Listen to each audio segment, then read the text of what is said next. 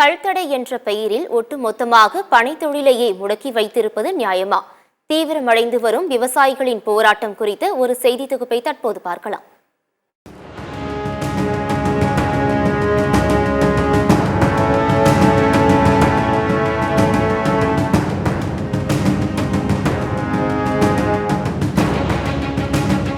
பனை, தென்னை மரங்களிலிருந்து இயற்கையாக கிடைக்கக்கூடிய கல்லை நமது அண்டை மாநிலங்கள் மட்டுமின்றி உலக நாடுகளும் உணவாக கொண்டாடி பருகி வருகின்றன.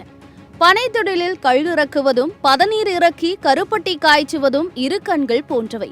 ஒன்றை விட்டு மற்றொன்றை பற்றி கொண்டு பனை தொழிலாளர்களை மிரட்டுவது இந்த அரசுக்கும் காவல்துறைக்கும் அழகல்ல.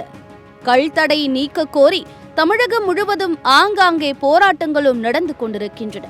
இதற்கிடையே கள் தடையை நீக்குவது குறித்து பரிசீலித்து தகுந்த உத்தரவை பிறப்பிக்க தமிழக அரசுக்கு சென்னை உயர்நீதிமன்றம் உத்தரவு பிறப்பித்துள்ளது.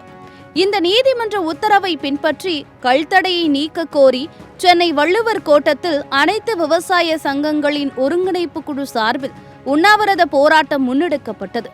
ஏராளமான விவசாயிகள் கலந்து கொண்ட இந்த போராட்டத்தில் கள்ளின் மகத்துவம், அதன் அவசியமும் தேவையும் குறித்து பேசினர்.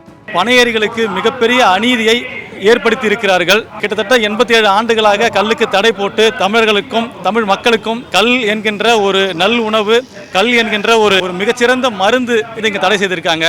அதன் மூலமா கிட்டத்தட்ட 30 லட்சம் பனை தொழிலாளர்கள், விவசாயிகள், பனை சார்ந்து வேலை செய்கின்ற மக்கள் அனைவரும் புலம்பெயர்ந்திருக்கிறாங்க. இங்கே பனையேரிகள் கண்டு கொள்ளப்படாமல் ஒரு அகதிகளாக இந்த தமிழ்நாட்டில் வெவ்வேறு வேலைகள் செய்து பிழைத்து கொண்டிருக்கிறார்கள். அவர்களுடைய நலனுக்காகவும் தமிழ்நாட்டு மக்களுடைய ஊட்டச்சத்து குறைபாடுகளுக்காகவும் அவர்களுடைய உடல் நலனுக்காகவும் இங்கு கல் தடையை நீக்கப்பட வேண்டும். கல் இறக்கவும் பருகவும் பனையேரிகளுக்கு உள்ள உரிமையை இந்த அரசு உறுதி செய்ய வேண்டும். கல்லை தமிழர்களுடைய பாரம்பரிய உணவாக அறிவிக்க வேண்டும். கல் இறக்கும் விவசாயிகளோட ரொம்ப மோசமாக போயிட்டு இருக்கு. கல் இறக்குது எங்கள் தாத்தா காலத்துலேருந்து நான் இறக்கினாங்க. ஆனால் இப்போ இந்த கல் தடையை போட்டதுனால எங்களோட குடும்பத்துக்கும் எங்களோட சார்ந்த பசங்களுக்கும் இந்த தொழிலை கற்றுத்தரமில்ல, ரொம்ப கீழ்த்தரமான ஒரு நிலைமையில போயிட்டு இருக்கு. இன்னும் போக போக இந்த கல்லுன்றது ஒரு பனைமரன்றதே மறைஞ்சிருமான்ற ஒரு கேள்விக்குறியாக இருக்கு. இந்த தமிழக அரசிட்ட எங்களோட கோரிக்கை என்னன்னா, கல் தடை நீக்கி எங்களோட வளர்ச்சியை மீண்டும் ஒரு புற்றுணர்ச்சியாக வேண்டும் என்றதுக்கு கோரிக்கை வைக்கிறோம். இப்போ பக்கத்து மாநிலம் ஆந்திராவில் கல்லுக்கு எப்பவுமே முன்னுரிமை வழங்குறாங்க. ஆனால் நம்ம தமிழ்நாடு அரசு இதை நிறைய முறை சொல்லியும் இது வரைக்கும் அதை நடவடிக்கை ஒருபோதும் எடுக்காமல் இருக்காங்க. இது விவசாயிகளை ரொம்ப வஞ்சிக்கிறாங்க. இன்றைக்கி ஒயின் ஷாப், மது நாட்டுக்கு கேடு, வீட்டுக்கு கேடு, உயிருக்கு கேடுன்னு சொல்லிட்டு அதை இது பண்ணுறாங்க. ஆனால் நாங்கள் கொடுக்குற இந்த கல்லில் பார்த்தீங்கன்னா எல்லாருமே குடிக்கலாம். சிறுவர்களிலிருந்து பெரியவர்கள் எல்லாருமே பருகலாம். அது உடலுக்கு நல்லது தானே கண்டி கெட்டதான ஒரு இது கிடையாது. கல்லை ஒரு உணவாக அங்கீகரிக்கிறது இந்திய அரசியல் அமைப்பு சட்டம். ஆனால் அதே கல்லை தடை விதித்திருக்கிறது தமிழக அரசின் மதுவிலக்கு சட்டம். இதே மதுவிலக்கு சட்டம் மூலம்தான் தமிழக அரசு டாஸ்மாக் கடைகளில் விஷத்தை கூவி கூவி விற்கிறது. தெளிவாக சொல்ல வேண்டுமென்றால் அரசியலமைப்பு சட்டத்தையே கேலி கூத்தாக்கியுள்ளது தமிழக அரசின் மதுவிலக்கு சட்டம். விவசாயிகளின் வாழ்வாதாரம் வளம் பெறணும்னா இன்றைய ஆட்சியாளர்கள் கல்லுக்கு அனுமதி தரணும்.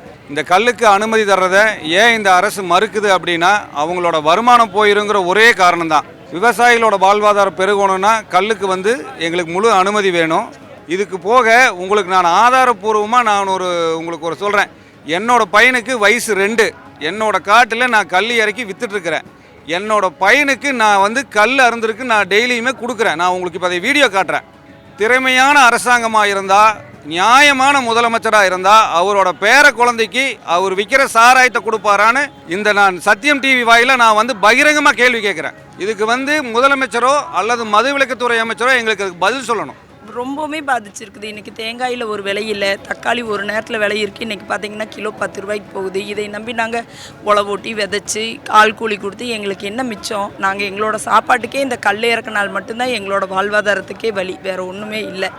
கல் தடை என்பது அரசின் கொள்கை முடிவல்ல, கொள்ளையடிக்கிற முடிவு என்று பேசி தமிழக அரசை வருத்தெடுத்திருக்கிறார் திரைப்பட இயக்குனர் கௌதமன். கல்லு பனை இறக்குறதுல தமிழ்நாடு அரசுக்கு என்ன சிக்கல்னா, ஒரே சிக்கல் தான்.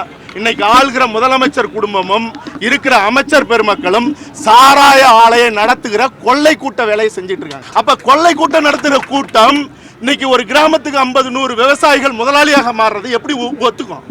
அதனால ஏற்கனவே இருந்த ஆட்சி அதுக்காக புனிதமான ஆட்சி இல்லை. அந்த கூட்டமும் இன்னும் சாராய ஆலை நடத்திக்கிட்டு தான் இருக்கு. அதனால சாராயம் விற்கிறது மட்டும் இல்லை, இன்னைக்கு தமிழ்நாட்டில் நூற்றுக்கணக்கான போதைப் பொருள்களை இறக்குமதி பண்ணி இந்த கொள்ளை கூட்டங்கள் கொள்ளையடிச்சிட்டு இருக்கு, கொன்னுட்டு இருக்கு. இன்றைக்கு வந்து சட்டமன்ற உறுப்பினர்களாக இருக்கிறவங்க, நாடாளுமன்ற உறுப்பினர்களாக இருக்கிறவங்க, அமைச்சர் பெருமக்களாக இருக்கிறவங்க, இவங்க எல்லாருமே ஏதோ ஒரு வகையில் உங்களுடைய முன்னோர்களோ இப்போதையோ நீங்கள் வந்து விவசாய குடியிலிருந்து போனவங்க தான். தயவு செஞ்சு இந்த பிரச்சனையை வந்து கையாளுங்க, உடனடியாக தீருங்க. இவங்க ஒன்றும் உங்களுடைய சொத்தில் யாரும், அரசாங்கத்துடைய சொத்தில் யாரும் வந்து பங்கு கேட்கல. ஏற்கனவே இந்த அரசாங்கம் கொடுக்கக்கூடிய சாராயத்தை குடித்து லட்சக்கணக்கான பெண்கள் வந்து விதவையாகி கிடக்கிறாங்க. இந்த பிள்ளைகள்லாம் தாய் தேந்திரம் எழுந்து கிடக்கிறாங்க. அவங்களுடைய எதிர்காலம் இல்லாமல் போய்கிட்டு இருக்கு. பனைமரத்திலிருந்து இயற்கையாக கிடைக்கக்கூடிய நுங்கு, பனம்பழம், பனங்கிழங்கு உள்ளிட்ட அனைத்தும் உடல் நலனுக்கு நல்லது என்று சொல்கிறார்கள். ஆனால் கள் மட்டும் எப்படி உடல் நலனுக்கு கெட்டது என்று சொல்ல முடியும் என்பதுதான் பனை ஆர்வலர்கள், விவசாயிகளின் கேள்வி. சங்ககால நூல்களிலேயே கள்ளின் சிறப்புகள் குறிப்பிடப்பட்டுள்ளன. இயற்கையாக கிடைக்கக்கூடிய கள்ளை கலப்படத்தை காரணம் காட்டி தடை விதித்த தமிழக அரசு இதன் மூலம் இயற்கையாக உணவு தேடும் உரிமையையே பறித்து வைத்துள்ளது. பனை தொழிலாளர்களை இயற்கையோடு இணைந்து வாழ விடுமா இந்த அரசு? பொறுத்திருந்து பார்ப்போம். சத்தியம் செய்திகளுக்காக ஃப்ரைடே ஃபார் ஃபார்மர்ஸ் இயக்கம்.